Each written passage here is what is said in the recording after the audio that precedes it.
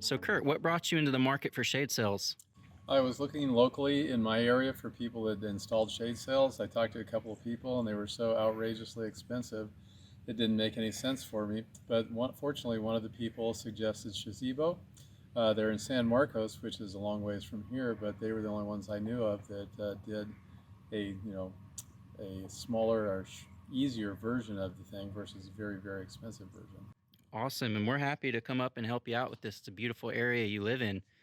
So when you were looking for shade initially, were you looking just to shade this patio behind you with an awning, or were you thinking more shade sails? Kind of what were you leaning towards? How did you find out about shade sails? Well, they're used a lot locally around here at the wineries around here, and I always appreciated the attractiveness that they added. Originally, I was thinking about awnings, but it seemed a little too heavy and cumbersome for the situation. So then I started looking into the shade sails, and that's how I ended up getting these installed. Well, wonderful. I'm glad you could settle upon a great design between Shazeebo and you. Currently, we have a white triangle on top and a five-sided rectangle essentially, and just together it adds some pop to the area. It provides functional shade, but also adds a nice design element. In this whole process, Kurt, is there anything you think that could have been done different?